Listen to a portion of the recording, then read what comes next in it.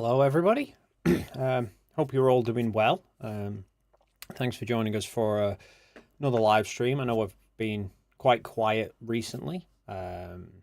Just been very, very busy. A lot of stuff going on.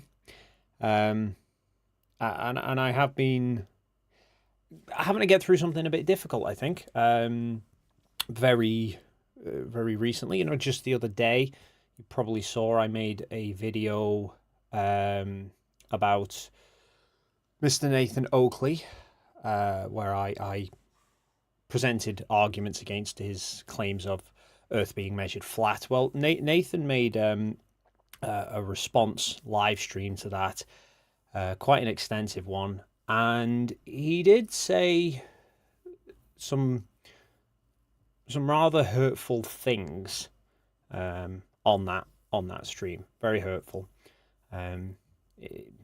In particular, he stated that I was an uncoupled troll, which, 4 times, in fact, he said that, and then brought his wife and kids onto the stream as well to gloat that apparently I'll never have a wife and kids either. And I found those comments to be very hurtful, mainly around my abdomen as I was doubled over, creased up, laughing my tits off at it.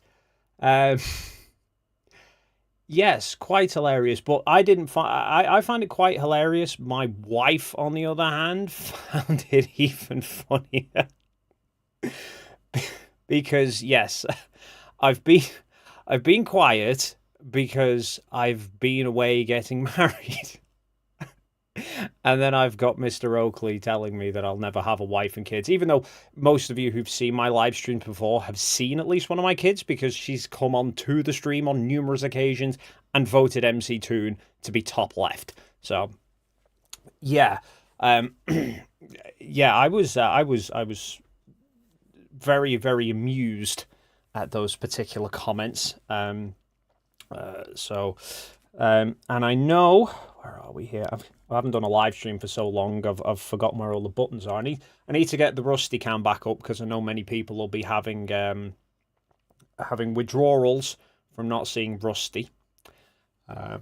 So yeah, excuse me. I've been a bit busy the past couple of weeks with getting all the preparations for the wedding and everything, and then obviously having the wedding, and so that's why there wasn't a video for, I don't know, a week or two while I was trying to get everything sorted there.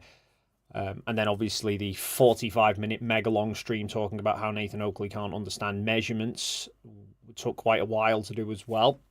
So as for that, there's probably not going to be a video this coming week or next week, because I've just started work on that video, but it's not going to be ready in time. That one will be tackling the Apollo detectives, another selection of people who like to have a pop at me every now and again and get things spectacularly wrong. So I'm looking forward to getting that one out. Yeah, but other than that, I hope everyone's doing well. Chat's keeping quite busy. Yeah, so Unfornicated asks, was Rusty the best man? No, unfortunately not. Rusty, it would have been nice, I suppose, to have him at the wedding, but no, he wasn't there. He's you don't like other people, do you? He kind of Rusty's quite a strange character when it comes to stuff like that. He will anybody new, he just goes nuts, like as in will bark a lot. Doesn't bite. He's a softie when it comes to that, but he'll just bark a lot and then run away and then come back and then bark and then run away. So, and it was quite a big wedding. There was like 140 odd guests, I think it was 120, 140. So probably putting Rusty with that many people might not have been the best idea.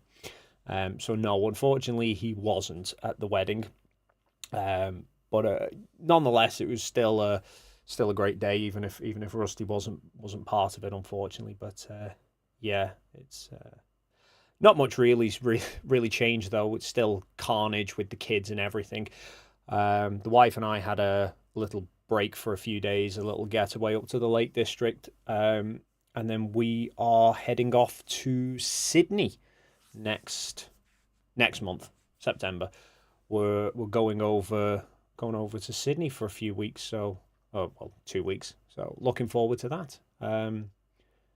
TFSMF2. Hey Dave, I keep seeing you on comments of P1 with Matt and Tommy, usually giving really insightful commentary out of curiosity. Who do you support in F1?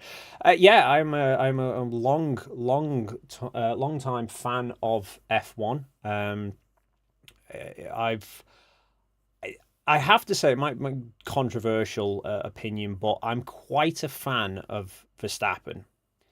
And I think a lot of it is because he reminds me an awful lot of Schumacher, and I was a big Schumacher fan growing up. In fact, I actually have right here a little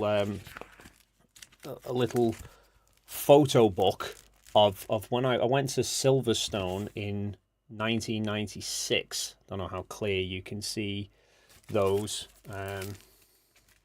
And there was little old me in 1996 in front of one of Schumacher's Ferraris. I was a big Schumacher fan as a kid, and yeah, so a lot of the kind of style of Schumacher that I liked when I was growing up, I see in Verstappen, so I kind of like Verstappen quite a bit as well.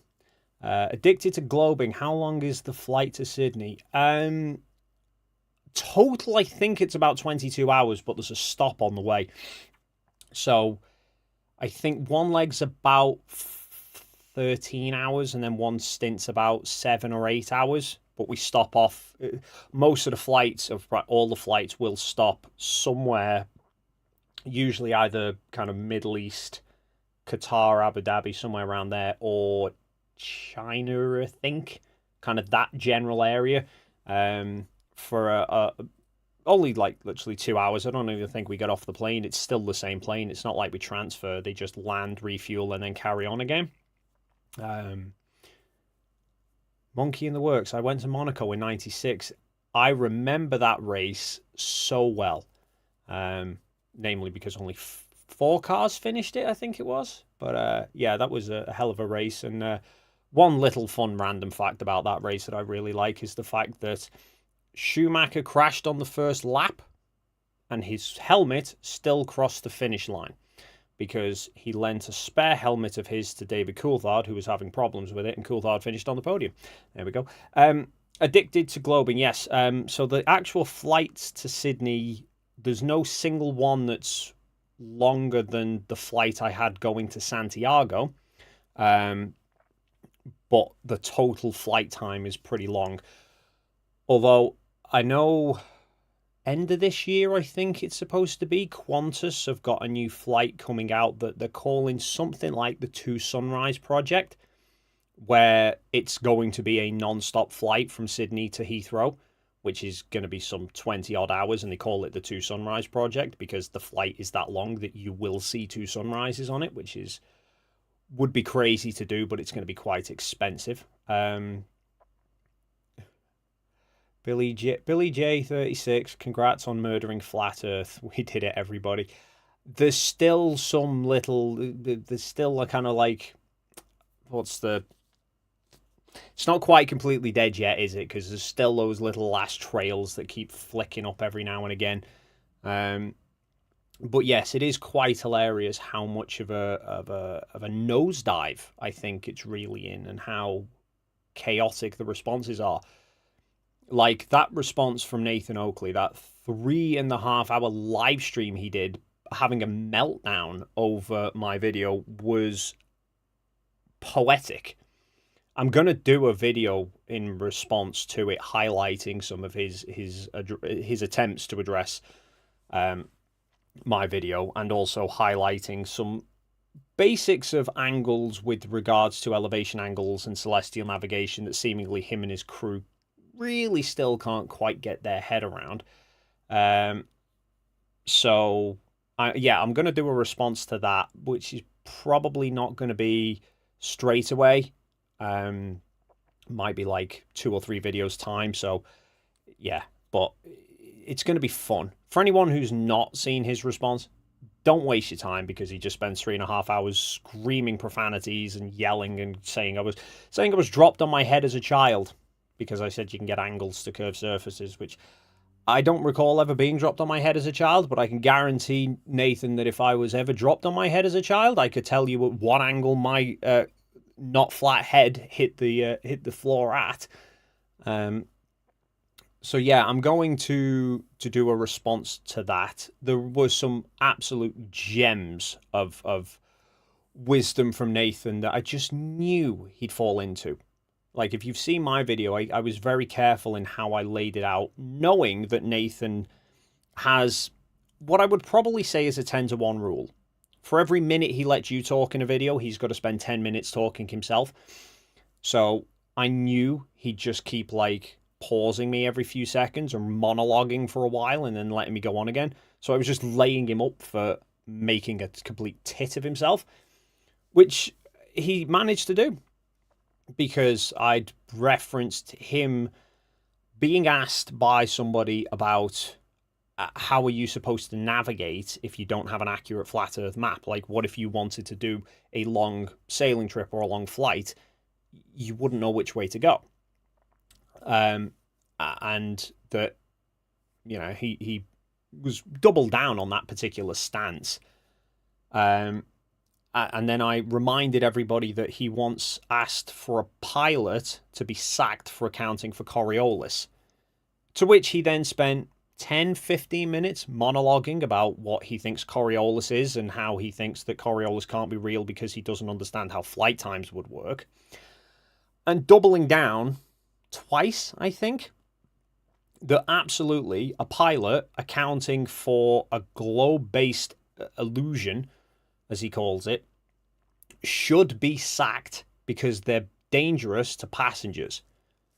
And then I highlighted to him and his audience that without an accurate map of the flat Earth, how would any pilot know what direction they're going to fly, how far the trip is, and how much fuel they're then going to need? Because if you've ever watched a channel like Mentor Pilot or any of those, the actual professional commercial pilots, one of the things they talk about is before a flight, they will look at what the route is, how far that route's going to be, and then they calculate how much fuel they're going to need. And not just the fuel for the journey. Obviously, there's taxiing to the runway and then off the runway when they get to the other side. They've got to account a little bit extra to in case there's diversions, or they've got to do go-around attempts. But they have to try and calculate the right amount because they can't have too much fuel when they land. So the pilots need to know very accurately what route they're taking and how far they're traveling, and they need to calculate how much fuel goes into the plane whilst they're preparing everything. And I pointed that out, bearing in mind this was 30 seconds after Nathan had just stated pilots accounting for Coriolis should be sacked. And then I point out that a pilot without an accurate map would have no way of knowing where they were going with a plane full of people, to which his response was, "I'm not the pilot, what do I care?" Beautiful. So yeah, it was spectacular, and he had some other gems of wisdom that he's put out. And particularly I found poetic was the fact that, if you've watched my video, you'll know I made no personal swipes at Oakley at all. The closest I got to a swipe, I think, would have been pointing out that, considering the meters to kilometers saga from a couple of years ago, which was more the fact that, you know, not understanding how to convert meters to kilometers, fine. But to sit there and then proclaim yourself to be an expert of measuring things when you, not that long ago, couldn't do basic conversions of measurement units, kind of, you know, sets the wrong tone, I think. So, yeah, that was probably as close to kind of personal that I got with it. Everything else over the 40 odd minute video was just discussing the measurements and how they can work on curved surfaces and do. And Nathan spent a hell of a long amount of 3.5 hours, throwing insults at me left, right, and center. And yet, not 24 hours before that, on the day, the point that my video actually went live, Nathan was doing a live stream in which he was going on about how, according to him, MC Toon and Simon Dan and the likes don't address his claims about flat earth measurements. They just make ad hom attacks at him and say he's a horrible person and stuff. So, kind of pot kettle black moment right there. So keep an eye out for that one. Like I said, it'll be a few weeks. I've got a video that I've just filmed tonight. I'm going to start editing once I've wrapped this stream up, in response to claims about camera film in a vacuum apparently proving that we didn't go to the moon. And then I may do one. There's one about flight routes on flat Earth that I fancy doing, and then I'll probably come back and address Mr. Oakley. But I've kind of got to try and plan ahead and fit a bunch of things in, because obviously, like I said, we're going to Sydney in 5 or 6 weeks time, for like 2 weeks. So obviously I'm going to be away for that. So I need to try and keep ahead of the curve and, to kind of see if I can maybe get a video or two, or at least a video done in advance to put up while I'm away. But we'll see how things go. So I think doing a response to Oakley is going to be quite a long, arduous task. Namely, because I've got to sit through 3.5 hours of him talking about himself, or listening to him talking, and fun times. Anyway, there was one actual just little thing. So I know I put in the thumbnail that we're back and being scammed. One little note that I noticed, one little thing I noticed that I just want to highlight to people, really, and I kind of don't know how to respond to it. Is the thing. So, I'm not really on social media. So obviously I do YouTube, I do all the videos on YouTube, but I'm not really on any other social media. I used to be on Facebook, and then I lost my Facebook account because it got hacked, and I've just never bothered going back on it. I've only recently started messing around with Twitter, namely because it's just a good source of material. I've done streams before, like Debunk. It seems to be a great place for finding like the flat earth memes, which seem to be the kind of thing that get people hooked into the idea of flat earth in the first place. So I did some streams debunking memes which I found on Twitter, and I'm on Twitter now, but and every now and again I'll just put a few posts up, just sort of like poking a little bit at people's arguments, but not a huge amount on there.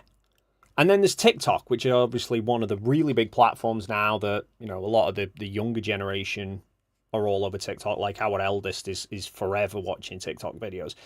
And I'm not on TikTok. At least I didn't think I was on TikTok, but it turns out apparently I am. Because I then had, I noticed, where am I? Here we are. So yeah, it turns out apparently I am on TikTok. And tag Dave McKeegan. Apparently I've got 5,753 followers. And I published the dip corrections, literally draw bit of the response to Nathan Oakley, only 4 hours ago. Except I didn't, is the thing. This is not me. The posting all these videos, all the recent videos that I've been doing, and I actually looked, it goes back as far as like pretty much from when I started doing flat earth videos, are all on this TikTok channel under my name with my logo on it and everything. But it's not me. So it's obviously somebody has made this channel impersonating me. Here we go, oldest one. So 319 So what's that? 19th of... I don't know how the dating works on TikTok. Is that 19th of March that it goes back to? Clip suggests. Yeah, it can't be 2019. I wasn't on here, but I wasn't doing YouTube videos by 2019. So it looks like they've been posting my videos pretty consistently for a couple of months. And yeah, it's not me. So if you see my videos on TikTok, they're not me because I've not posted anything on TikTok. I have now made an account on TikTok, which is Dave McKeegan Official, because I can't have my own name because somebody else has already got it. And in fact, if you search on here, I think users. Here we are. So there's that one, which isn't me. There's that one I think actually might be me, but it might be an old one. I can't remember what the login for it was. I think I made one ages ago, but I've not posted anything on it. Dave McKeegan Official is the one that I've just made. But then there's Dave McKeegan 47 with 3 followers and my thumbnail, not me. Dave McKeegan 6, Dave McKeegan 0, Dave McKeegan 3. There's like 4 different bot accounts of me that are posting my videos and pretending to be me. Only one of them actually seems to have sort of taken off, if you will. But it would make sense. Like, it kind of explains a bit because I know I was receiving emails. Like, I get marketing emails and stuff all the time. Like, people, companies, agencies wanting to do collaboration stuff. And the number of times I'd get stuff mentioned about, oh, your TikTok channel this and your TikTok channel that. And I'm like, I don't have a TikTok channel. Well, now I get why. It turns out, apparently I do have a TikTok channel, but I don't. So, I don't know how to handle it, is the thing. I mean, all I would really say is, it's more at the moment is to just say if you particularly if you see this channel or if you see any videos of mine, they're not mine. So I don't know if you want to report the person as impersonating somebody else, but I've heard of this happening to other people, and TikTok doesn't really seem to do anything about it. And the problem is that if I now start posting my own videos as TikTok videos, TikTok will flag it as I'm mimicking this account because they've posted them first. So really the only thing I could think to do is start posting my own videos on my TikTok channel, but doing it like before this channel gets it, so that they can't copy mine. What I might do is just put a video up, like a regular video on my YouTube channel, because this is probably one of them bot ones. It's probably like a bot thing that just takes my videos, automatically splices them into like 90-second snippets and shoves them up on TikTok, rather than somebody actually sitting there and doing it all manually. But maybe I should just put a video up, like, since I'm not getting a video out on Wednesday, I might just do a little video just saying, if you're watching this on video on TikTok, please report it, because this channel isn't me. And just put it on YouTube. And then obviously this account might nick it and put it up. And yeah. Somebody asks, is it making bulk cash? I can only assume that it is. Like, some of the videos, like, there's 900 views on the latest one, but then 100, 200, 500. They're not huge amounts. I think in terms of the most, there's a couple. So, like, this one, which was an old one. This is one of the first. I think this was part of my, How to Silence a Flat Earther. This was one of the first videos that I did. And it's just this 2-minute segment of that video has got 250,000 views on TikTok. But the rest of them are all, 84,000, 50,000, 92,000. So there's only one that seems to have surpassed 100,000 views, and most of the others seem to be like a few thousand or only a few hundred. So I don't know how much they're making off it. I can't imagine it's a huge amount. I did try and have a quick look and see how much money do you make on TikTok with these views. But it kind of it obviously varies a lot. It's no different than with YouTube. YouTube, there's no definitive amount that you get. It not only ranges channel by channel depending on what you're making content about. It ranges day by day depending on what mood YouTube's in. So I don't imagine that they're making huge amounts off it, but obviously it's just the principle as well, is the fact that, you know, it's not even like, I've seen ones before where people have said, you know, that this older channel is posting my videos, but posting their videos, but it's quite clearly that the channel isn't the person who is in the video. Like, the name's different, the thumbnail's different, and whatever else. Whereas this is literally mimicking me. This is literally pretending to be me and posting my content. Which I might not even have minded if whoever it was had kind of reached out to me beforehand and said, you want me to do a TikTok channel for you? We'll split the money or whatever. But yeah, it's crazy. Europa, Dave, I'll be making a video on TFE. It will be a documentary type video. I'll be using some clips from your videos. Is that okay? I mean, as long as they're only sort of, you know, little bits within the documentary and not the bulk of the documentary and I'm credited, fine. And I get loads of, I look on my YouTube and there's forever copyright things, especially since TFE. There's so many videos now I get flagged as this is using part of your material, and usually it's the 24-hour circling someone that I did the little short sped up 48-second video, because anybody plays that on their live stream, it immediately flags to me that they've used, you know, obviously if they play the full 48 seconds, they've used the entire video. I don't mind. It doesn't bother me. Yeah, I've seen loads using it, but obviously this is a little bit beyond that.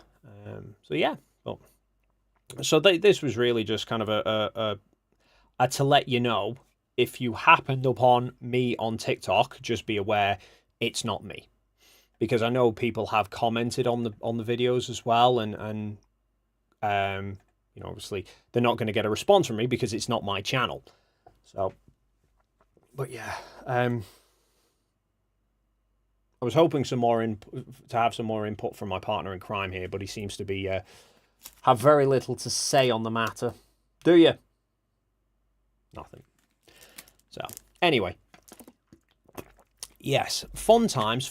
So I had a busy couple of weeks. Got a busy couple of weeks coming up in September. So I have a period now of a few weeks to try and get ahead on videos. I know DP Debunks is trying to organize a kind of mega marathon thing of streams with different creators for Critical Think, to try and sort of help fundraise for him, to help pay back towards the cost of Antarctica for him, because he paid for himself to go to Antarctica. He did some crowdfunding, but it only covered like a portion of the cost. So DP Debunks wants to do get a load of creators together and do a series of live streams. And kind of, I think it's going to be a case of like everyone does the live stream on their own channel, but you pass on to the next creator and so on. So DP did ask if I do it. I've not been able to give an answer at the moment. Ideally, I'd like to do it. You know, help Critical Think get a bit back for Antarctica. But the stream, DP's planning the stream like early September. It's only like a week or two before I fly to Sydney, and I don't know where I'm going to be at in terms of trying to get the videos and stuff done. So if I can have the time free to do a stream, I'll trust you. What are you doing down there? Yes. What? I can't even see on screen there. There he is. He's here. You're a little bit warm, aren't you, dog? Probably heard him panting. Go on then. Go and cool yourself down. Anyway. Yes, so Michael Wright Lake District is definitely not flat. You're right, it was definitely not flat. There was plenty of hills to be walking up. I was only there for a couple of days, unfortunately. Weather wasn't brilliant, but it was still a nice getaway. Yes, so critical thing. If I can manage to free up the time to do a bit of a stream, then I'll ideally do that. I might try and do maybe like a kind of looking at flat earthers' reactions post Antarctica, because the meltdown has been insane. Like I know I've said this before, but I never imagined the kickoff that would come from it would be as big as it's been. And I know flat earthers will say, "Oh, we thought TFE was going to kill it," and look at flat Earth now. It's it's in ruins. It genuinely is. Like it's crazy. There's obviously a few of the die-hard ones, Mark Sargent, Dearth, Oakley, still posting out crap. Flatzoid, he tried carrying on, but then he's drifted off into the biblical stuff after that whole saga with Lisbeth. Although you can see he's trying to kind of, he left it and said he was not having anything to do with it anymore, and then you keep seeing him kind of sort of starting to steer back in. But Eric Dubé, still just post garbage if ever I've seen it, but he keeps jumping off to different things. Witsit, like, I'm lost as to what the hell Witsit's doing. He's had a debate with obviously had that debate with Jaren, in which Jaren absolutely handed his arse to him about flat Earth. But he's not been doing anywhere near as much content as he used to be doing, and when he does, it's still sort of not quite steering fully into flat Earth. But then there's loads of other channels, like Joe Hanvey obviously burst onto the scene pre-TFE with his attempts at trying to explain the 24-hour sun, but he's fell silent since. Like we through all the problems, obviously, like, tried to present the models and stuff, but I posted the video showing we tested for polarizing light and the sun wasn't polarized in Antarctica. He did an attempt to refute the video that I did with the sunlight reflecting off the underside of aeroplanes.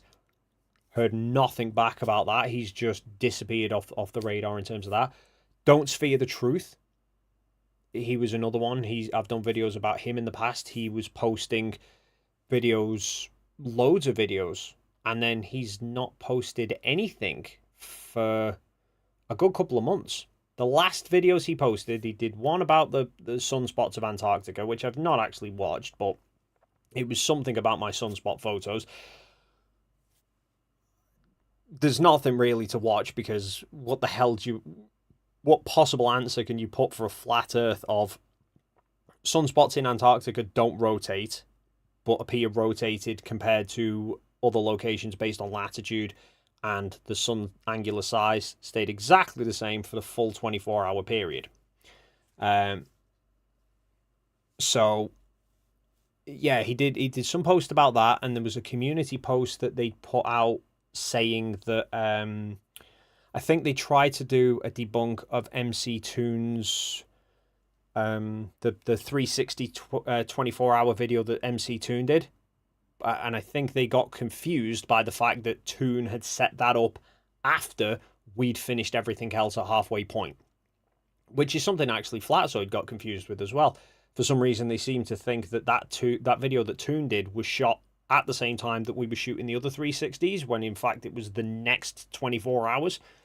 So if you look at the time lapse that Will put up of the 360 at Union Glacier, not his real-time 360 video, if you look on the Final Experiment YouTube channel and find the 360 time lapse that's near the camp with Mount Rossman like huge in the frame, that was shot at pretty much the same time as Toon's 24-hour stream, because I was trying to get both of them together to do a sort of side-by-side comparison. I was going to sync them both up. I did that with mine and Will's. In fact, I've got it here somewhere. I could bring it up on screen. No point trying to tell you, because I'd seen somebody suggest that. I think it was Flatzoid, in fact. I think they'd suggested that we fake the sky or something like that. And so I made this, which is my 360 time-lapse, but obviously laid flat. And then Will's 24-hour video sped up to match up. So they're synced together, but obviously they're shot from two different locations. So this top camera here is that camera there, and obviously you can see the clouds are the same, but the flare on the sun is different between each one, because obviously the flare is caused by the lens housing and the like. So yeah, the shape, the distortion of the sun is different between the two cameras as well. So I was going to try and do something similar with Will's time lapse from that he shot from near the main camp, and Toon's video that he shot when he left the camera at halfway point for the next 24 hours. But unfortunately, I've not been able to do it because, well, I had enough of an arse ache trying to get the 50 odd gig, or no, not 50 gig. How much was it? Is it on there? I've got them all here somewhere. It was about a couple of 100 gigabytes of video files, the 360 Insta 360 files that I had to get from Will to make his time lapse in the first place. So yeah, trying to do the same again for MC Tunes, just an absolute nightmare.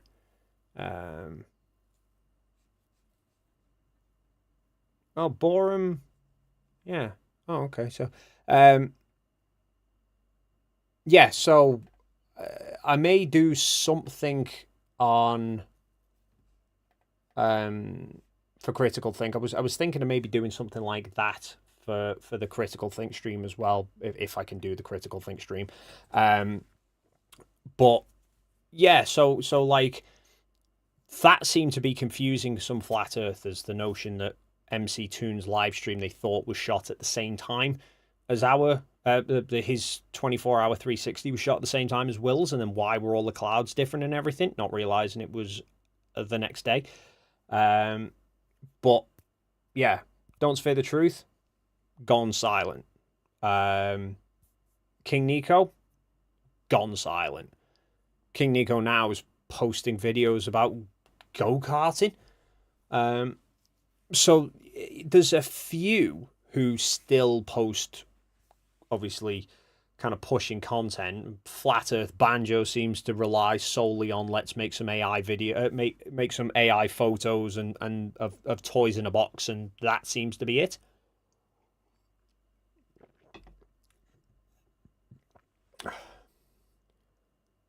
Max says Peter Markley and I chased King Nico, not a King Nico, off the internet. I mean, to be King Nico only had, what did he have? He had, it was shot in a 360 studio in Antarctica which didn't take a huge amount of brain power to debunk as ridiculous. I mean, for starters, why the hell would you build a 360 studio in Antarctica? The whole point of a 360 studio is you don't need to go to the location. Yeah.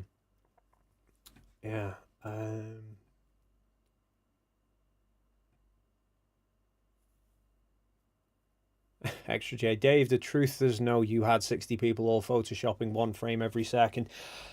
You know, it may well have done. Who knows? So does NASA have that incredibly big budget, apparently? I saw a couple of... So, Dinosaurus, €5. This is for making me laugh so hard right now. You're very welcome. Europa for 22 TRY. TFE2, traveling with Flurfs to space when probably not going to happen. I would happily go to space if somebody's paying for it, but I doubt you're going to get any flat earther to do it. Yeah, I mean, I was amazed that that anybody went to Antarctica. But I said from the outset, I messaged because I was messaging Will at the time. So obviously I'd messaged him and said that I would be going. But I then was messaging, finding out like what's going on with Jaren and that, because there was the whole them giving reasons why they didn't want to go, or issues and problems, and what was Will going to overcome it. And then he said yes to every single one, and then there was still problems. And so I was convinced that it was just them pushing for a reason, trying to find some limit that Will would go, I can't do that. And they could just go, well, that's it. You can't meet our demands. We would have gone, but this is on you, basically, as a kind of way of saving face. That was how I thought it was going down. And I was messaging Will at the time going, I think they're just going to push you until you have something that you can't reach. But to be fair, obviously Jaren and Austin both agreed to go. Yeah. Doc Salt, Dave, what's the next big debunk? Well, I mean, the next video that I'm working on is tackling the Apollo moon landings. I kind of tend to flip back and forth. I'll do kind of mix and match. I'll do like a video on Apollo and a video on Flat Earth, and then back and forth. So I'm going to do a video about Apollo again, but this one's going to be in response to our old friends, the Apollo detectives, and their endlessly repetitive claim that they say camera film can't work in a vacuum. They say if you put camera film in a vacuum, it outgasses all the moisture within it, boils off, it goes dry, it goes kind of brittle and everything. It just becomes unusable. And so therefore, because they've done a test where they put some film in a vacuum chamber and it outgassed, they say if you put any film in a vacuum chamber, it outgasses, and therefore Apollo can't have landed on the moon because they didn't have pressurized cameras and the film was absolutely fine. So I'm going to do a video debunking that, because it's a comment I keep getting thrown at me.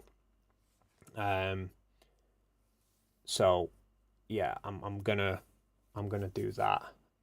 Then after that, I want to do one about flight routes, because there's obviously for years flat earthers have been bringing up flight routes based on an AE map and saying that certain cherry-picked flight routes debunk the globe, which are usually either flat earthers looking at Mercator map projections and going, why does this route, like, why did they fly this route, not realizing they're looking at Great Circle routes on a Mercator, not on a globe. Or they say, or they'll look at flights where it's, or they're going from the southern hemisphere to the northern hemisphere and then back to the southern hemisphere, not realizing that they're talking about a airline that's based in the northern hemisphere. So they're not looking at a flight that's doing this, they're looking at two flights that are doing this, and people are just jumping between the planes. So I know I've kind of done a video about that before, looking at routes based on a flat Earth and based on a globe. But I've noticed there's a couple more routes now that are starting to come out. Now that airlines are focusing more on, rather than big planes having to do those long distances and them not often being economical because of you needing that many people to fill the plane to make it profitable, and there's just not enough demand for some of those routes, and hence they don't really fly that often. Since obviously the newer planes like the 787 and the A350s, which are focused more on carrying a fewer people per flight, but being able to do the long distances, and it just making those awkward routes more economical. There's some interesting flights that I've seen that, let's just say, don't make any sense on a flat Earth. So I'm going to do a video covering those. Yeah. Europa says, you can easily make a video using Critical Think's Santiago to Sydney flight. No. Well, I mean, apart from the fact that I'll probably be flying over a fair bit more land than Critical Think did. He pretty much flew, once you leave Chile, it's all ocean until you get to pretty much Australia, apart from maybe skirting New Zealand. Whereas for me, I'll be flying from Heathrow straight over the whole of Europe to the Middle East, and then from the Middle East stop off and then carry on. So I'll probably see more land than water, whereas he saw pretty much all water and no land. I shit my pants too. I love how Flurfs confuse a vacuum cleaner with a vacuum. It is quite amusing. I was watching, funnily enough, because we started on the topic of Nathan Oakley. Cats did a video today. I think it was the 8 out of 10 Cats channel that he's got. He did a video about Nathan Oakley on TikTok trying to recruit new people. TikTok, or one of the ones where you kind of cycle, you're swiping through people and talking face to face with them like a roulette wheel. And he was talking to some kid who sounded half stoned and not actually sure what day of the week it was, but yeah, Oakley started suggesting that space is fake, and this whole notion of gas would get sucked into space. It's like, no, it wouldn't. I mean, even if you remove gravity from the equation, it wouldn't get sucked into space. It would push itself out into space, but then you have gravity that stops that from happening. Or, I say, you have gravity. You have whatever mechanism flat earthers want to dream up as to why, if I was to let go of this, it's going that way. Same thing. And for as much as Nathan wants to say, oh, gas go down, go boom, boom. Yeah, gas go down, because that is why there is more gas down here than there is 10,000 feet in the air. That's why I can breathe here, not a problem, but I can't breathe at the top of Mount Everest. Borum1 for 50 DKK says, hey Dave, saw you commenting a lot on P1, Matt and Tommy's videos. Are you into F1 now? Yes, into F1 now. I don't know if you might have missed the earlier in the stream. I've been big into F1 for a number of years, we shall say. So I have my little picture book here, and I have this little photo of little old Dave, or little young Dave, at Silverstone in 1996, and that is the Ferrari that Schumacher, or one, I think it was one of the test ones that they had that they used before the season, and then there was, yeah, some photos. I was a big Schumacher fan growing up.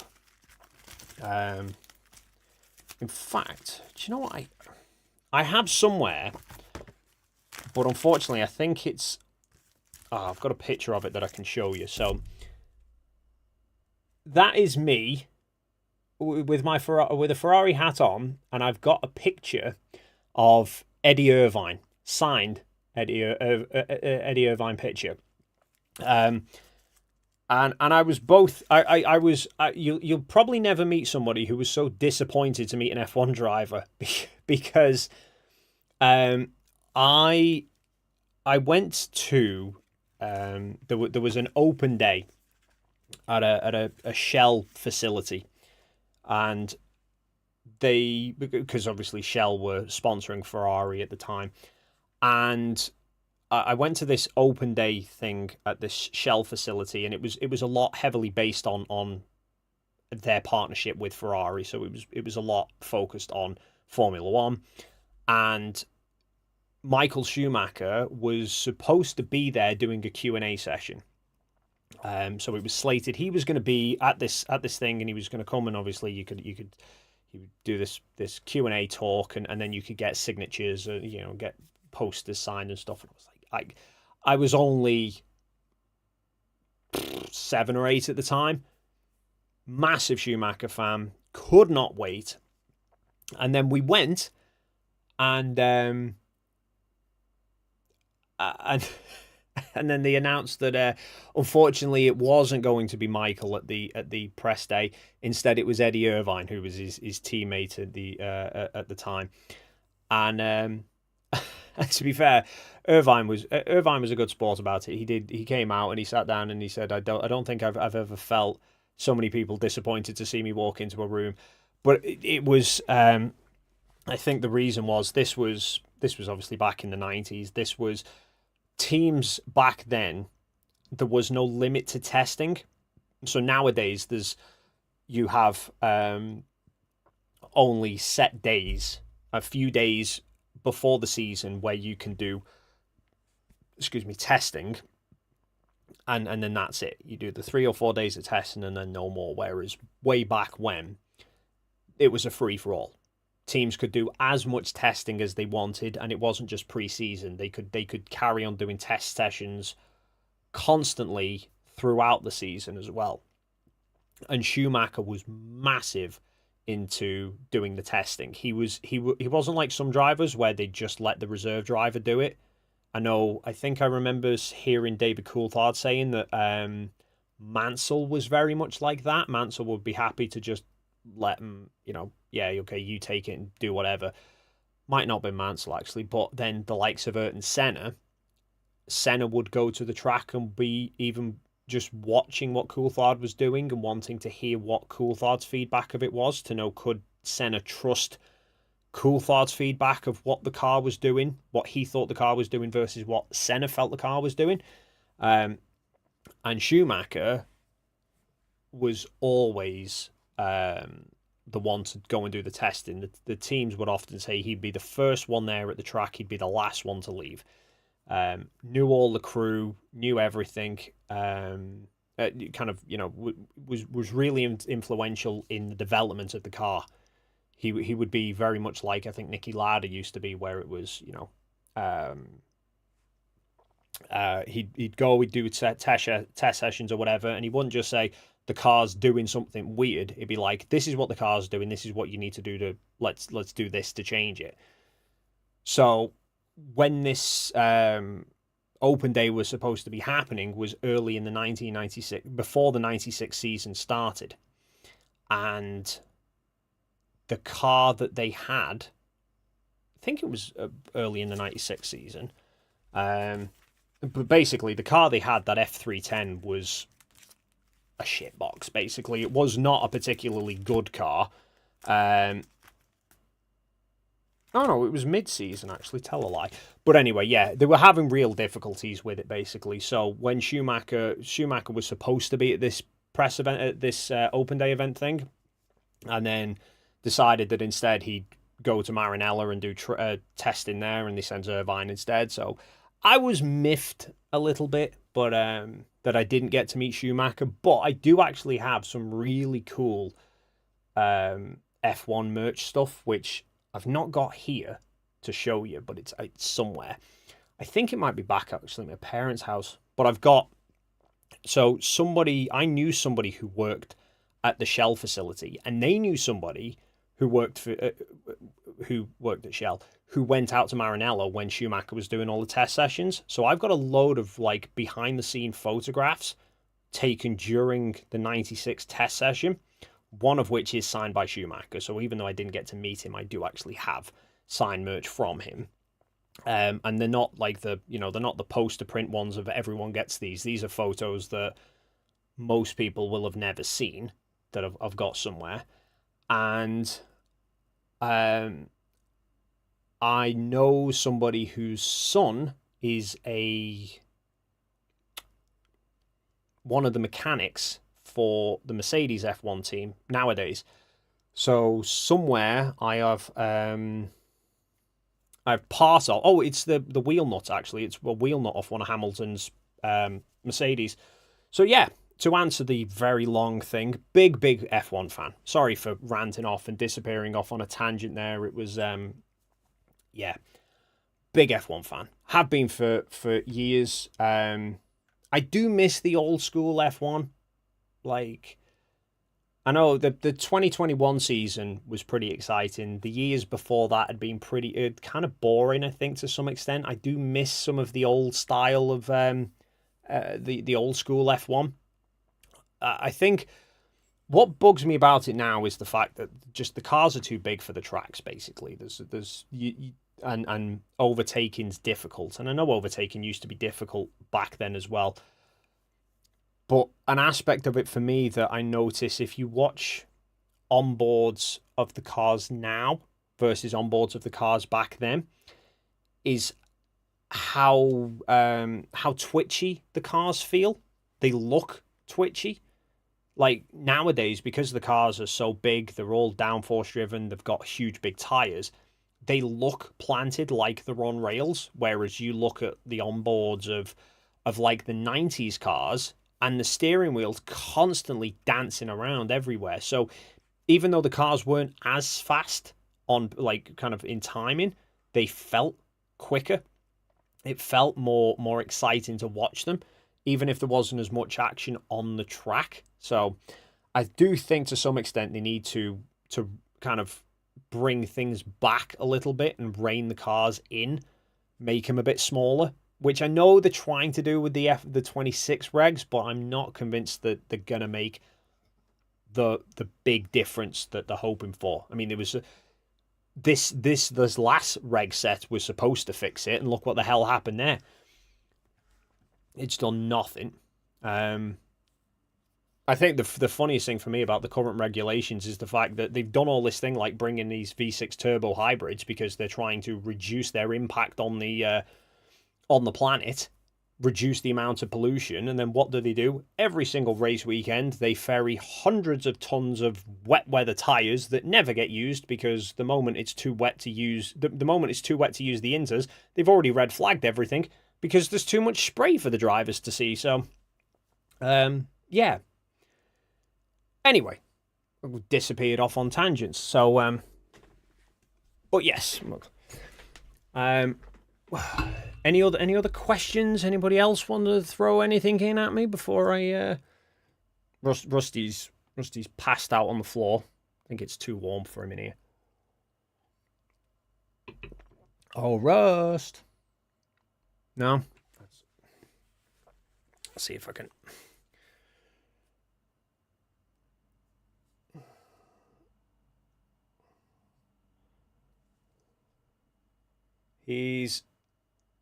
There he is. He's there. Just blending into the floor. So, little bit too warm. He was warm before, to be fair. I was trying to film the next video that I was doing, and he was struggling with it. You can tell when he's hot. He pants quite a lot. So, yeah, little bit warm. So, hey,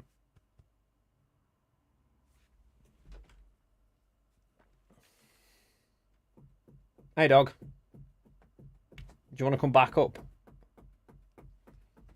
Want to come back up? See if I can get you up. Come on. There you go. Good boy. There we are. I've got him back for you, everybody.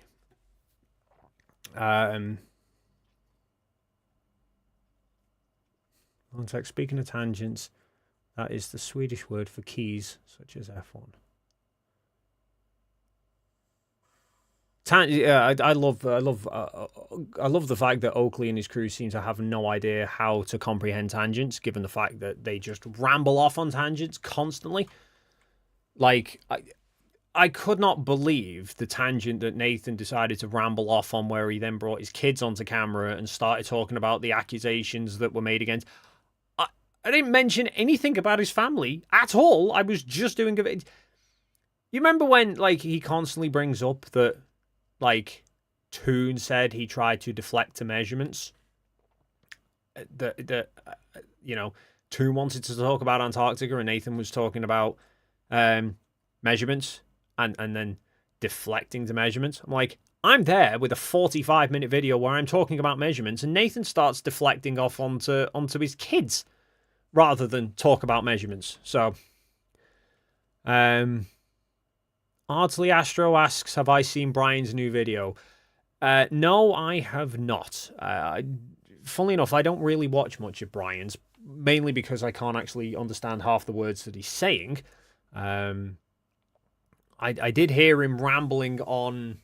I was listening into Oakley's stream before, just to see what kind of comments, because obviously Oakley seems to be on some warpath now that he seems to think that Simon Dan's latest thing where he's done the Eratosthenes experiment, completely ignoring the actual results of the Eratosthenes experiment, but he's just going with the, 1,000 people have measured the Earth flat with elevation angles, even though Nathan has. It's quite funny watching him repeat the statements, repeat the his source of what an elevation angle is, and see just how close he is to actually having an understanding of what an elevation angle is on a globe, and then managing to completely balls it up because he keeps talking about the horizontal plane. So the horizontal plane is the actual physical Earth rather than the tangent line. But yeah, I mean, he likes to talk about quotes and stuff, so I'll just for anyone watching, because I get a lot of obviously flat earthers commenting on my videos, and a lot recently were bringing up obviously the whole Oakley's it's measured flat garbage. And if you want anybody, like, and I know a lot of you try arguing with them in the comment section, if you want anything, like if they start talking about it's measured flat, I've got the perfect one for you. Comes from this one, Surveying for Engineers, which, let me find it. But I'll tell you what's quite funny is all I'm hearing from Nathan now is saying that it's elevation angles to the stars is telling you've measured the Earth flat. I'm right in that one, aren't I? That's what he's saying. Elevation angles to the stars. Measuring elevation angles to the stars is measuring the Earth flat. Now, am I also right in thinking that Nathan Oakley was one of the many, many flat earthers who, when TFE was all kicking off proper big time, said lights in the sky don't tell you the shape of the ground? Was he one who also said that as well? Has he now flipped his position completely from lights in the sky don't tell you the shape of the ground to lights in the sky apparently now tell you the shape of the ground? Trig.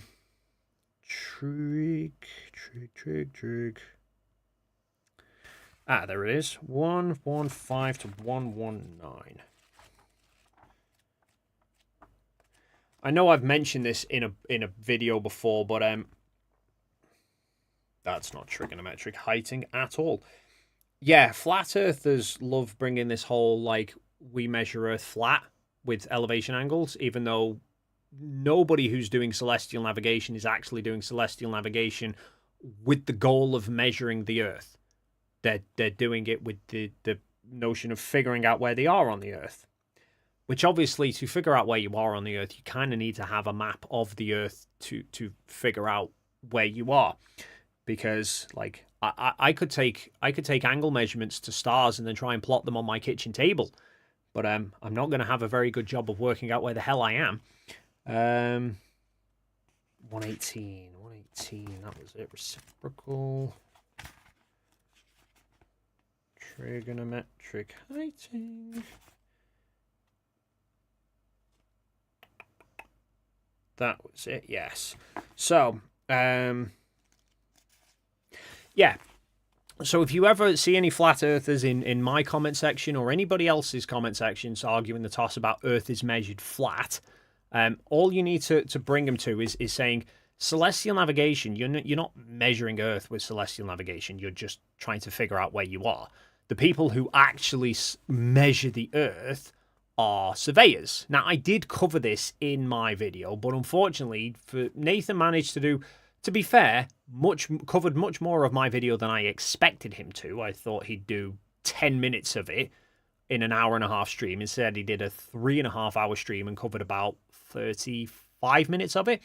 Unfortunately, he managed to stop it just a minute or two before I got onto surveyors, who are the people who actually do measure the Earth. And if you get onto trigonometric heighting, you'll notice there they've got mean sea level as a curve, you know, which obviously is a bit of a problem. Oh yeah, and there, so you know, the angle can be considered as a correction to the observed vertical angle to account for curvature and refraction. And then there's a quote, I managed to find it if you Google trigonometric heighting Earth curvature. There's a surveyor's website that talks about it, and somewhere within this, it talks about the fact that trigonometric heighting you have to correct for the curvature of Earth. And where did I see it? I know it's in this book somewhere because I mentioned it in one of my previous videos. But if you Google trigonometric heighting surveyors, oh no, Earth curvature, sorry, then no, not reciprocal. I'll have to find this now because it's going to bug me. But yeah, basically, for anyone who says that the Earth is measured flat, the actual people who measure the Earth flat, the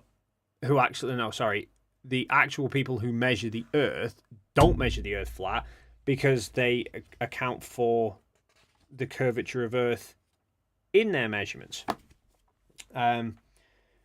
So, you know, when the likes of Nathan will say,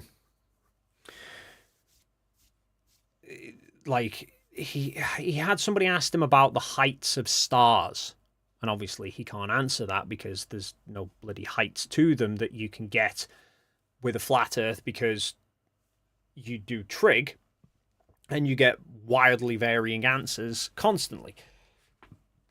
So he's kind of said if you try doing that, you get different heights, and obviously that's not accurate, which he's right in that sense. But you would think that would kind of be a clue that trigonometry, when you have a flat baseline, trigonometry works.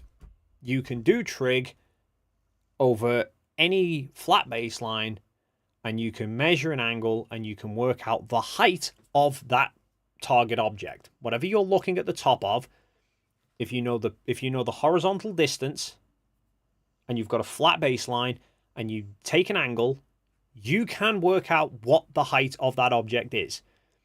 That there's no two ways about it. That is trig working. And then, like, they will say, oh yeah, you've got a flat horizontal baseline and you've got your elevation angle.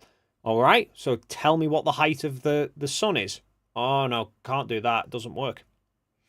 So it works when they want it to, and it conveniently doesn't work when they don't want it to. And funnily enough, I saw one of Oakley's lot bringing that up, because just today I'm pretty sure he said, Brian, in fact, said, you get a triangle, you've got trig. So he's just said, you've got a triangle, you could do trig. But they won't do trig, because then if they try doing trig on the stars, they can't get a consistent height. You can do it with the moon on Earth with parallax by but you can't do it with a flat base. You can't do it with a flat baseline. You have to correct for the curvature of the Earth, and then you can get your consistent result of about 230,000 miles for any position on Earth. But if you try doing it with a flat Earth, you get constantly changing altitudes.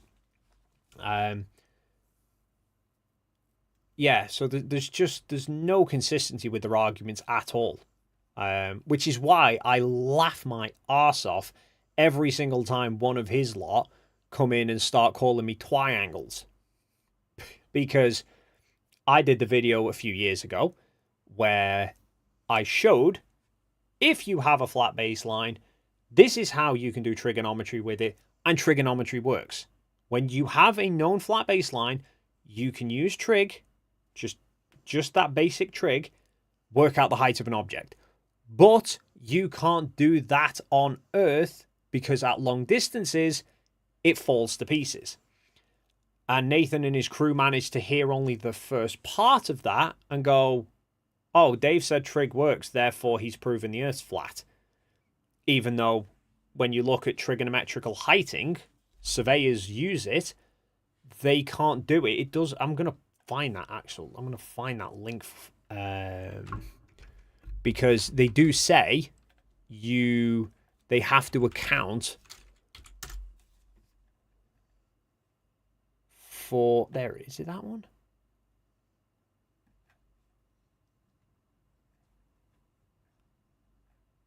No, not that one.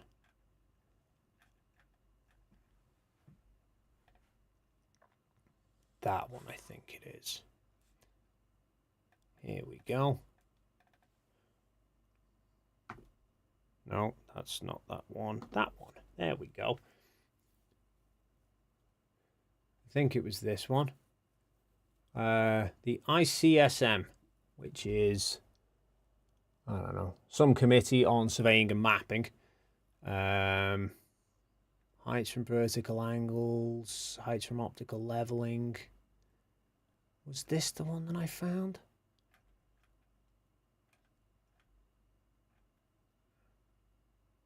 I'm sure somewhere in here. Oh, there you go.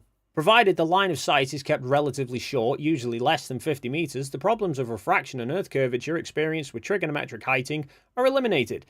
Which means any distances over that, they're not. And I found another one somewhere that said for some one of them. Oh, yeah, there you go. Here we are. With triangulation and traversing, horizontal angles are measured with a theodolite, and it is not much more effort to also measure the vertical angle between survey points. Again, using trigonometry, the difference in height can be calculated from the vertical angles and distances. This is called trigonometric heighting. When the distance between the observed points is more than about 1 kilometer, corrections are also made for the curvature of Earth and refraction of line of sight as it passes through different atmospheric layers. So, yeah, for as much as Nathan, in his infinite wisdom of sitting on his arse and shouting at a camera, seems to think he knows how the Earth's measured, the people who actually measure the Earth account for curvature in it. And I can't fathom as to why they would correct for curvature in their measurements if the Earth's flat. Because if they do that, if the Earth is flat and they take all these measurements of the Earth flat and then chuck a bunch of curvature corrections in, then that would mean that every single survey that's ever been done would be wrong.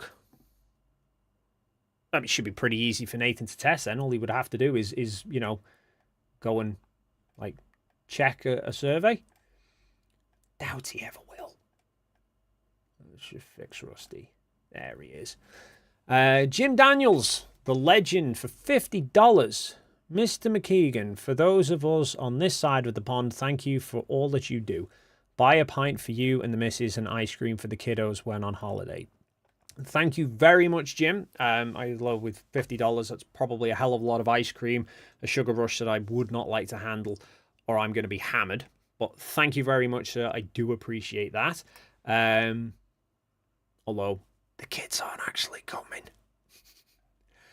Um, yeah, we chose Sydney for the honeymoon because the missus has got a sister in Sydney who obviously we don't get a chance to see much. We did.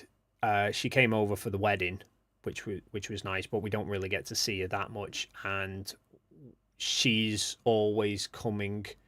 I say always. She's been over a couple of times from Sydney to us, but we've never been over there to see.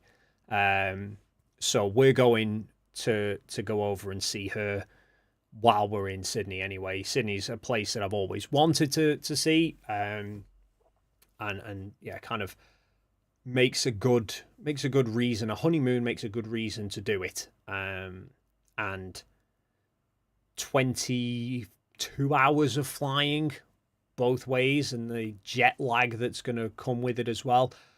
Probably not a particularly fun trip with three kids. So we thought maybe it's best if we do it without the kids.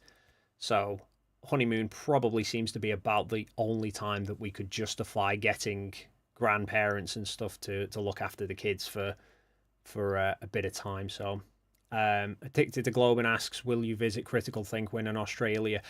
I don't know, because I think Critical Think is, if I remember rightly, he does go to Sydney sometimes, but I think he spends a lot of his time in Thailand. I think it is. I think he goes back and forth between the two. So I don't know if I'll get to see Critical Think, but there are obviously some other Aussies over there as well. There's Wolfie, Where's Wally, PhD Tony, DP Debunks. I think I've mentioned to all of them. I'm like, because I know they're in Australia, but I don't know where. So I said I'm in. Wally.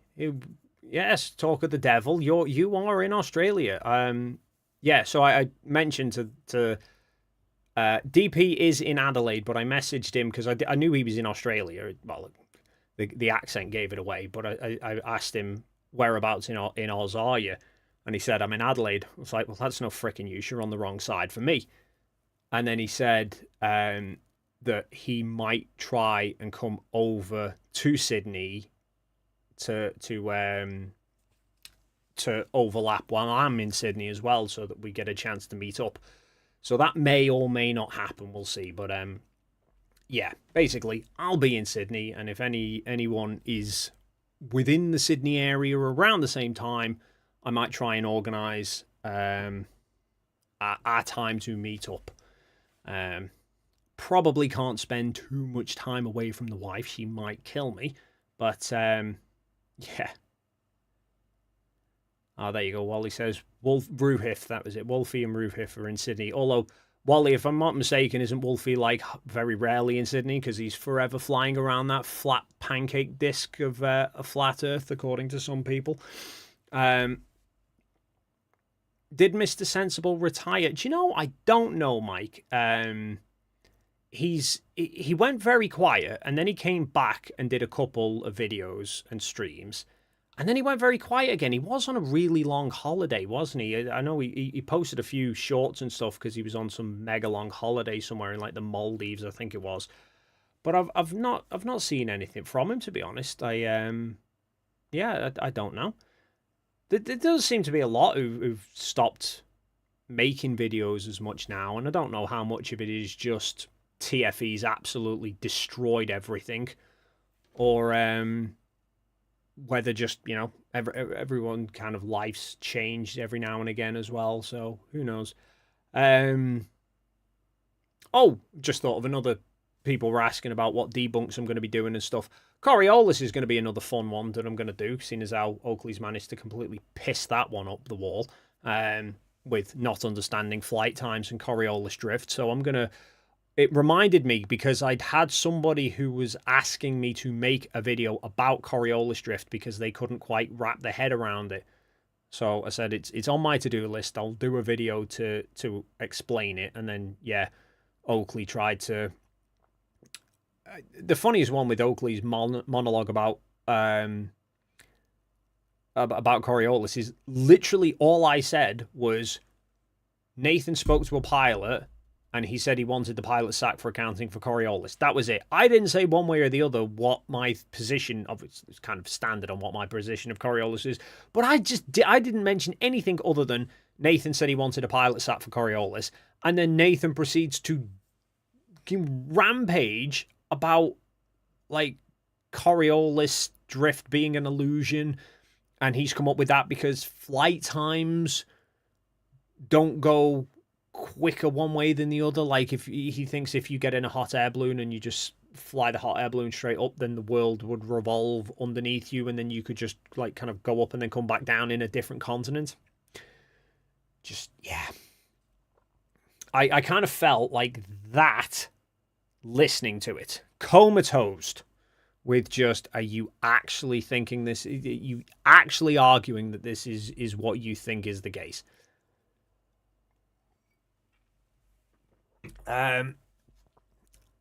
Ali Pio asks, do I know when the documentary comes out? I don't. It's the short answer. And Jonathan was, you may have seen, Jonathan was over here a couple of weeks back. He came and stayed here for a night, and he did a little bit of filming, sort of 6-month post interview kind of thing regarding TFE, and we did a live stream together. The position that he was at that point with the documentary was he'd put it roughly together, but then I think he said he was having a break away from it and then coming back to it to take it with a bit of a fresh perspective and trim some more down. So I've seen a rough cut of the documentary, and it's good. It's really good. But it's only rough cut at the moment. There was still chunks missing. There was bits that he said he's going to be changing things around a lot. So not that I can tell you much about it, but it's in the works, but I don't know where it's at the moment. I've not spoke to Jonathan pretty much since then. I messaged him a couple of days after he'd left because I'd finished we started watching the documentary together, but then stopped, and then I finished it the day after when he'd gone home or when he'd carried on. So I messaged him just to give him a bit more feedback regarding it, but yeah, I've not spoke to him since, so I've not heard any new updates about it. And I'm sure somebody asked me, I was kind of glancing over the chat, I'm sure somebody mentioned something about the final debate, but I missed what it was, and I'm not sure if they were asking if I was going to be on it or not. Which, if it is the case, if that was the question, no, I'm not. I knew nothing about the final debate until everyone else. I knew as much of the final debate as everybody else. I knew nothing about it before Will put the video up. So people were immediately asking me, like, am I up for the final debate? And I'm like, I'll be up for it if it's an offer, but I've not heard anything. But yeah, it's not. It's just, I think basically Will's just turning around and saying, any flat earther who wants to go and debate him about flat earth, go ahead, and kind of suspect that none of them will.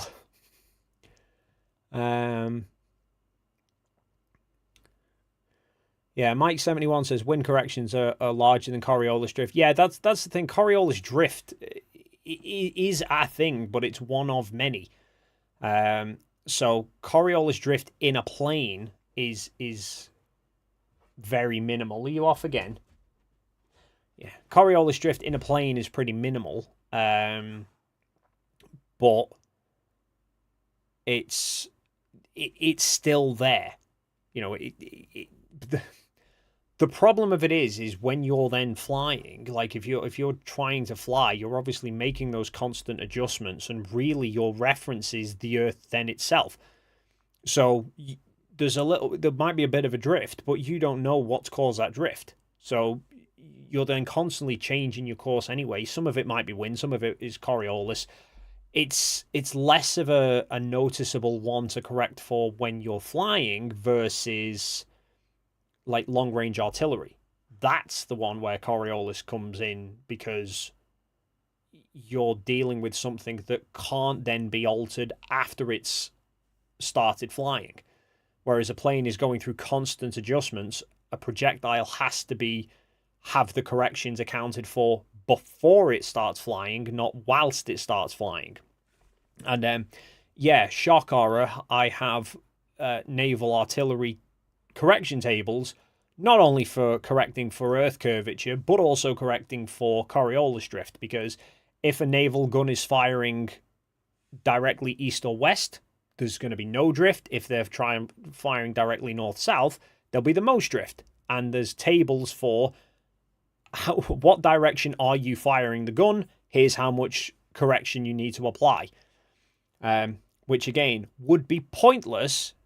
In fact, it wouldn't not be pointless, it would be detrimental if you were on a flat stationary plane, because that would mean if you were firing north-south and the Earth wasn't moving, you'd then be putting in corrections and adjusting your guns away from where they're supposed to be to correct for something that's not actually happening. So, yeah, I'll do that one in a different video as well. But, right, I'm going to wrap this one up, I think, guys. Oh, hi, Gary, just joining in right at the end. Thanks for the video, by the way, Gary. Looked great. I'm not sure if I'll get to use it in anything. Nothing planned at the moment, but obviously that's forever changing. Oh, Nilla, I'm late. What was the scam? I'll repeat it anyway, just so people are aware. So, say it's a scam. It's if you are on TikTok, whether you are or not, you may have found me on TikTok, except that's not actually me. So there's a TikTok channel called Dave.McKeegan, and it has my logo on it, and it's posting all these videos, like short cut up clips from videos. So much so that even when he's presented with an doesn't understand, and instead just say that part hello, one, the dip corrections literally draw a curved surface with a radius of 7/6R. This isn't me, which is the globe, including I've not posted any of these. So I have now made a TikTok channel. In fact, I've wound up with two. One which has got like 500 followers, no content, and is a different picture of me in a black t-shirt, which is an old one that I made but then never actually posted anything on. So this one is actually me, but there's no videos on there. And I've now made this one, Dave McKeegan Official, which has got my YouTube logo on it. But again, I've not posted anything on there. But the rest of these Dave McKeegans that actually have my YouTube logo on, none of them are me. They're just, I don't know whether they're bot farming, that are just finding YouTube channels that are doing well and copying them. Most of them are insignificant, have got no followers and only a couple of videos. But then there's this one that is, yeah, 5,700 views. Some of the videos have been hitting tens of thousands, or even in this case, 200 and nearly 250,000 views. But they're not my videos. Let's say they're not my videos. They're not me. It's not my channel. It's not my TikTok. I've not posted any of these. It's someone or something has made a channel using my name, using my images, taking all my videos, passing them off as me. But any revenue that's being generated from it is not coming to me. It's going to somebody else. So basically, if you see any of these videos on TikTok, they're not mine. I may do a video next week, basically just a short video that I'm going to put on YouTube that might just say, if you're watching this video on TikTok, report it because it's not me. And then see if they copy that onto TikTok. And I may, I say I'll report it to TikTok. Hey, Cyberwaffle. In fact, funnily enough, you've just had this happen to you as well, haven't you? You've got the TikTok cloning going on. Although I think I saw your video, yours is somebody who's not actually pretending to be you. But yeah, this one is somebody actually pretending to be me. Using all my videos and yeah, passing themselves off as me, which it's not. So I may well just put a video out next week just saying, if you see this video on TikTok, it's not me, report the channel because they're pretending to be me. Oh, Cyberwaffle, thank you. Yes, you have so you've got a contact at TikTok. Yes, please, if you could, mate, that would be great. I don't know if I'm going to start posting stuff on TikTok. I don't know whether it's worth it or not. I just, a bit miffed about the idea that somebody's just taking my stuff and trying to milk money out of it and actually making it out like it is me, when obviously it's not, because then there's people commenting on these thinking they're trying to send comments to me, and I'm not seeing them, so...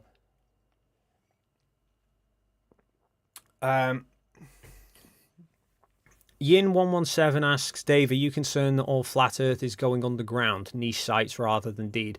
Not particularly, because I think niche sites are niche sites. You'd have to find the niche sites in the first place. It's when it hits the mainstream stuff that it becomes a bit of a problem, because that's where obviously it reaches more and more people. And maybe it'll go through a cycle. I don't know. Maybe it'll go through, it goes underground now, and there's loads of people who've left flat Earth. Maybe it'll go underground now and go quiet. And then within a few years or whatever, there'll be some new flat earthers who start to come around, and then it pops back up into the mainstream again.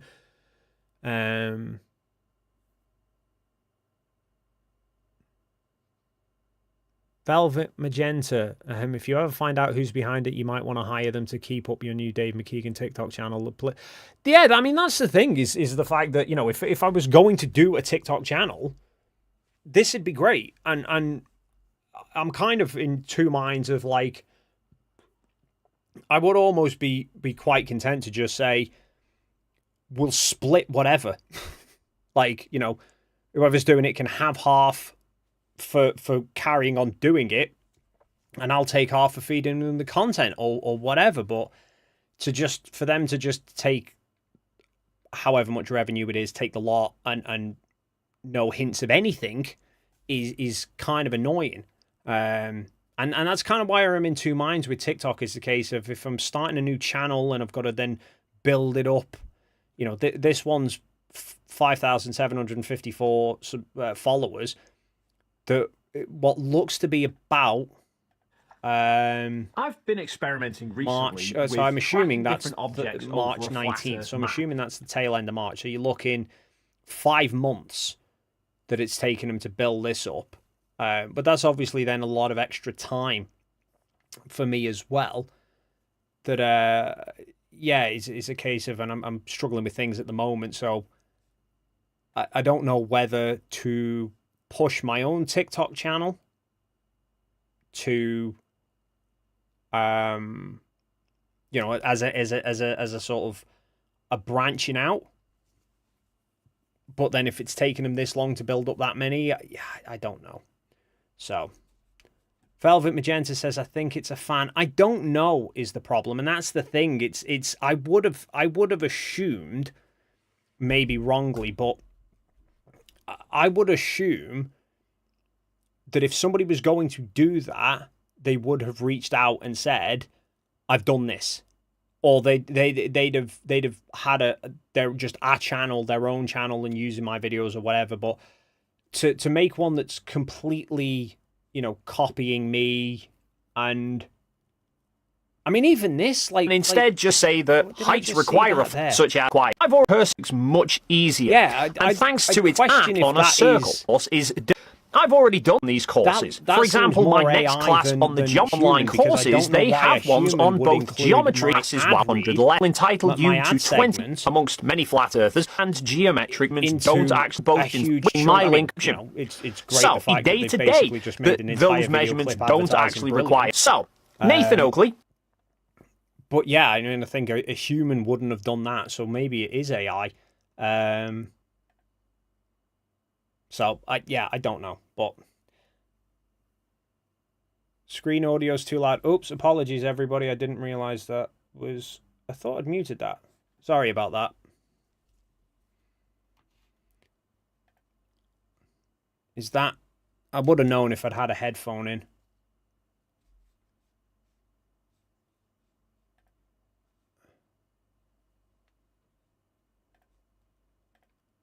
Mute that. Is that all better now? Yeah. Yeah, so I was saying they've got this one, this part 3 is a minute and a half, and a minute of it is the bit where I'm talking about Brilliant, which is an ad segment of my video. So I don't think a human would have done that bit. They wouldn't have clipped that, which makes me think it's AI and it's not recognized that that bit is not actually related to the content. So yeah, it probably is bot related rather than human. And like I said, I would have thought a fan would have reached out and said, you know, I hope you don't mind or whatever. I'm making this, but yes, Cyberwaffle, I'm fine if they repost the affiliate links as well. But it's you know, just I thought I heard Oakley is AI. Well, who knows? It's if he is, somebody should try turning him off and back on again, because he seems to be stuck in some repetitive loop.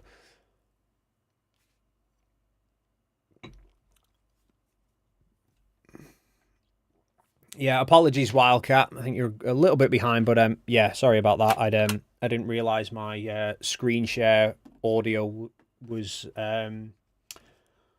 playing. I thought it was muted, and it seemingly wasn't.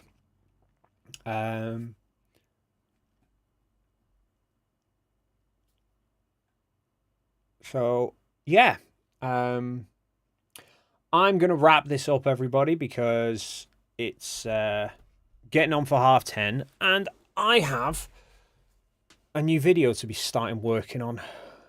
So I'm sorry, I'm trying to keep up with the chat and everything that's going on. Oh, my old mate Pixel Party Pals is in. Dan, the man who started all of this. He's a guy I used to work with a very, very long time ago, and he's the one that started me on the YouTube road making videos, and then got into doing the photography videos, and then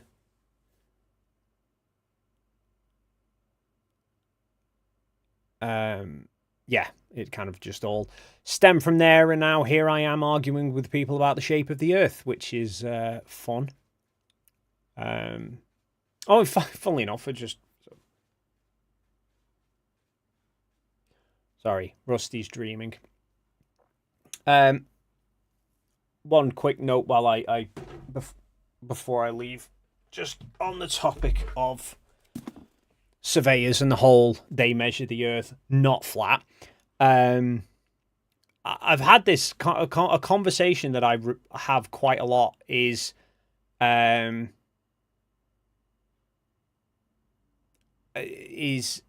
sorry, I've just noticed the legend himself, Siggy Sigwald, is in the chat with $5 saying, oh wow, I don't think I've ever been in one of those. How's everyone doing? Siggy, the legend himself, is here. How are you doing, sir? I've not seen you for a while. I know I used to regularly see Siggy turn up in the chats of FTFE streams. and would regularly smash him with memberships. Until Siggy, you went missing for a while, and unfortunately it happened to land right when FTFE did his membership drive streams, where he was streaming for as long as people would make him. I was really hoping you would turn up and just make him stream for like 3 weeks straight. But anyway, glad to see you back. Hope you're well, mate. Gary IO for £10 says, if it's any good to you, Dave, I can get some better passes of the ISS. Maybe explain what is going on in the software, break it down into easily digestible chunks, put the bullshit to rest. Appreciate it, Gary. Yeah, I mean, if you don't, please don't go out of your way for it. I genuinely don't know if I'll be able to use it.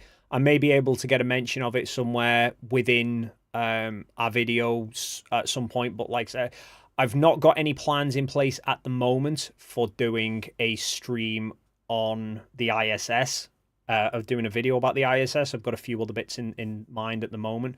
But if I can think of something that you would use it, I'll obviously use it. And if you happen to be doing, trying to get another pass of the space station, it'd be great if you could grab that. Wow. Okay, thank you very much, Siggy, who has not only become a member of Rusty Fans himself, but has gifted 50 people memberships as well. So 51 people are now fans of Rusty. Granted, 50 of them might not actually want to be fans of Rusty, but I think we should celebrate by I will get Rusty back on camera, but I'm not going to move him.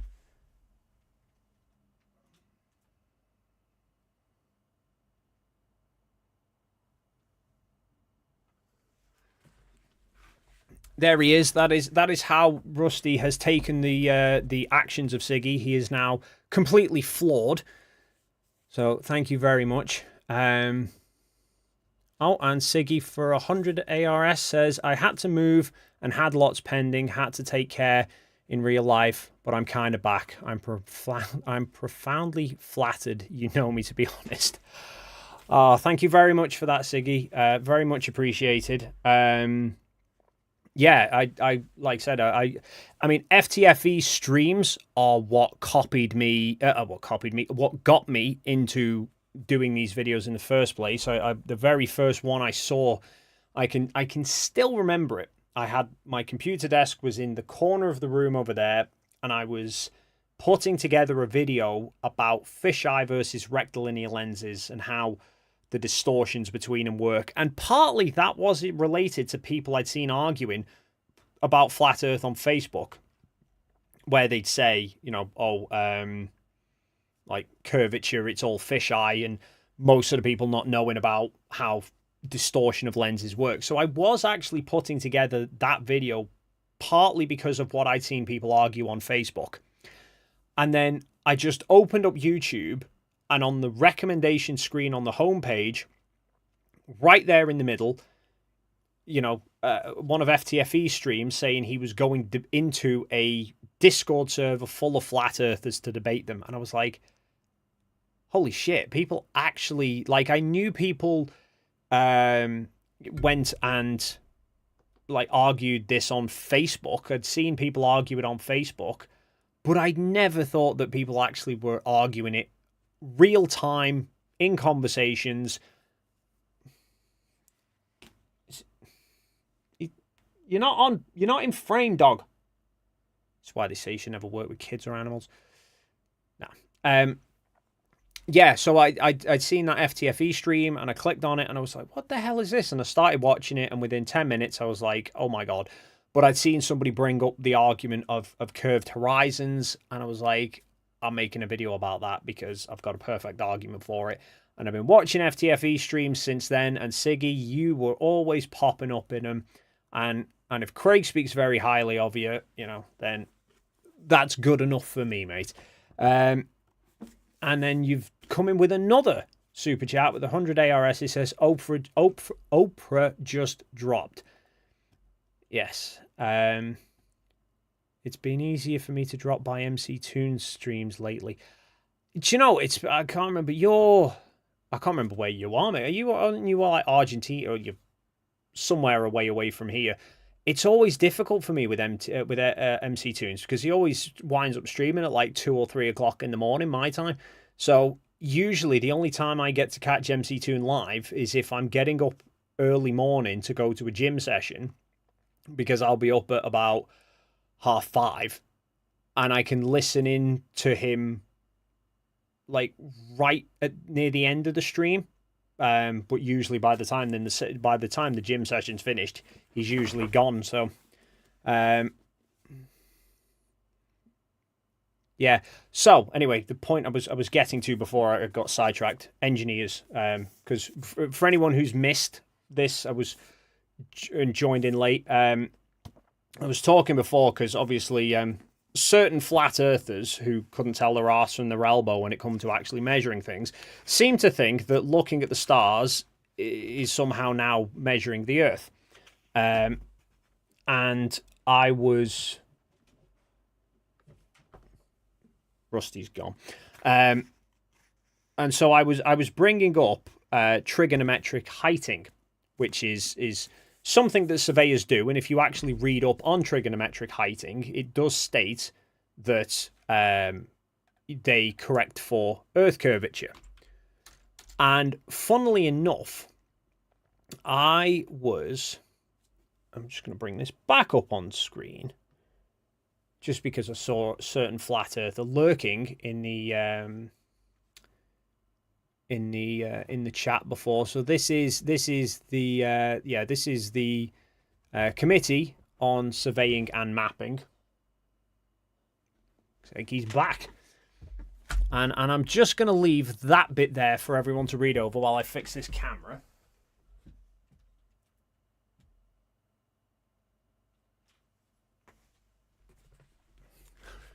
Yeah, so surveyors, the actual people who measure the Earth, state right here, when doing trigonometric heighting, if the distance between the observed points is more than about 1 kilometre, corrections are also made for the curvature of Earth and refraction, which is obviously very different than measuring the Earth flat. But I... wrong one. I've not... You can tell I've not streamed for like 2 months. I can't remember which buttons do which. Yes, so the other day, I went to a funeral of one of my uncles. Now, I've not seen him for years. I only really met him once anyway. But, you know, it was I went along, and I met some of my cousins who I've not seen for, again, years. In fact, the only time that I've met them was about 20 years ago, when I went to my granddad's funeral. So I've not seen them for years. And we got onto one of these conversations that I've had a lot of times before, when people say, you know, kind of, what's your job? What do you do? And then saying, like, you know, well, I do photography, but I also do YouTube videos. Oh, well, okay. What kind of YouTube videos do you do? Well, I kind of argue with people about what shape the Earth is. You know, it's kind of one of those weirdly bizarre conversations like that I had quite a lot about 9 months ago, when I'm saying to people I'm going to Antarctica in December, and they're like, "Why are you going to Antarctica?" And I'm like, "I'm going to show that the Earth's not flat." It's always a bit of a fun conversation. Well, anyway, so it started off with one of those conversations at the wake, and because my gran, who again I've not seen since I was a little kid, asking me what I was doing and asking about the family and stuff, and said about making these YouTube videos and stuff, and then it turned out that one of my cousins, who, like I said, I've not seen for 20 odd years, is a surveyor. And so the conversation got brought up, and I was like, I should probably have a chat with you, because, you know, I make videos, you know, I do these things about the Earth being flat. And she just rolled her frigging eyes and said, "How do you deal with those morons?" So yeah, that was that was a fun little coincidence. That yeah, it turns out one of my cousins is a surveyor whose job day to day is to go and measure the Earth, and remarkably does not measure the Earth flat, but somebody who spends his days sitting in a chair, shouting at a camera and complaining that nobody's watching his views and he's having to sell microphones, apparently knows how to do their job better than the surveyors.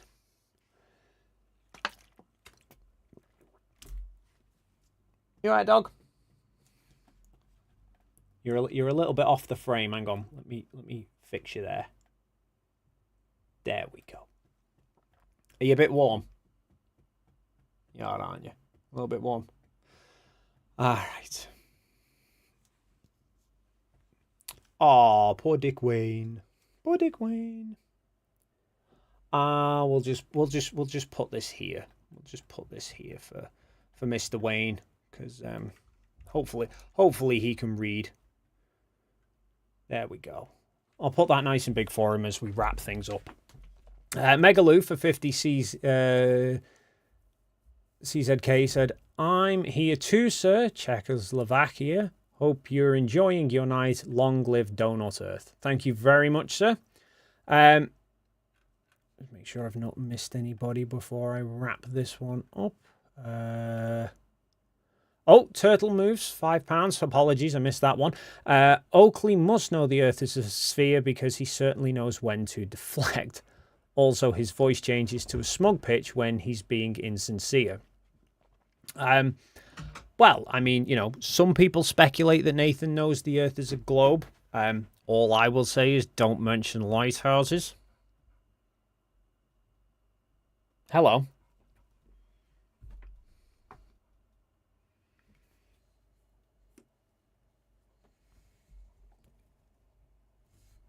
How can I help you?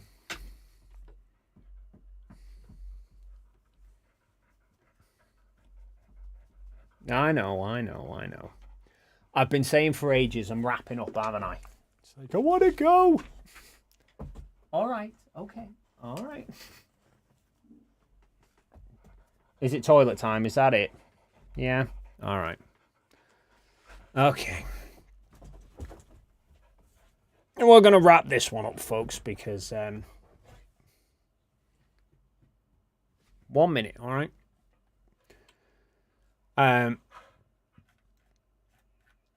Yes. So, anyway, I'm going to head out of here, everyone, because, yeah, I think Oakley's... Oakley? I do apologize, Jesus. Rusty. Sorry, I was about to say something about pissing all over the couch, and for some reason Oakley turned into my head. Yes, so, anyway, thank you everyone who's stopped by. Thank you for everyone who's supported the channel. Like I said, it was apologies for being quiet for the past couple of weeks. Like I said, being a little bit busy, apparently being an uncoupled troll who's never going to have a wife or kids. I'll make sure that is the right finger that I'm holding up to him. Like I said, there's not going to be a video, at least not a proper one this week or next week, because I'm starting work on it now, but it's going to take a fair bit of time.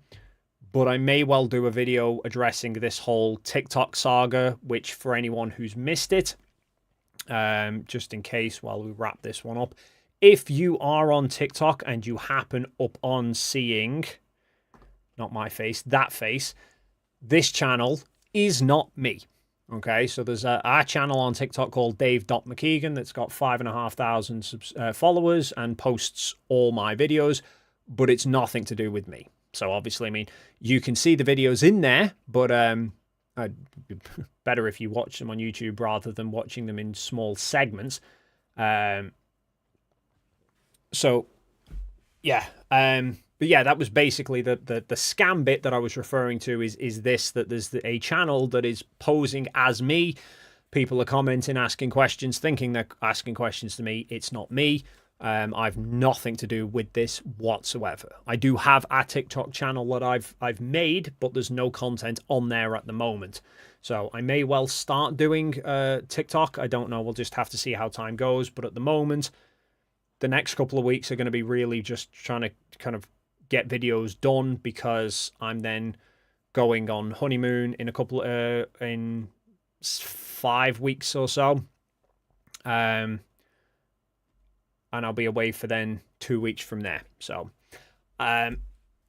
really, that's it. And in the meantime, I may try and get a stream done for the Critical Think fundraising thing that Debunks is planning, which is early September, but it's only about a week or two before I go away. So I don't know at the moment if I'm going to be able to make it or not. I have told DP. I said he knows that I'm on honeymoon.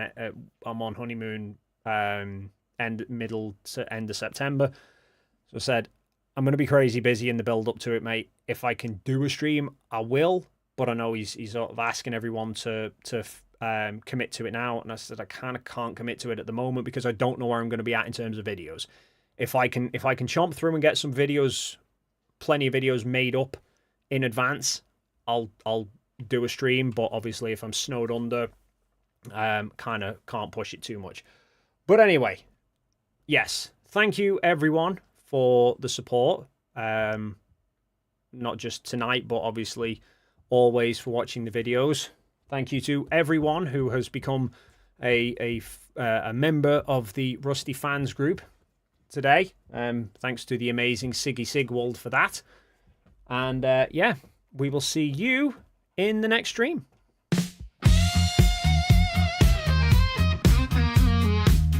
Rusty sits atop his big red chair, casting out looks without a care. With his sidekick Dave close at hand, teaching us about the globe. Sunspots or the new space probe, the daring duo will make their stand. Rusty lies in his big red chair, belly rubs legs up in the air. It's a clever ruse to be sure.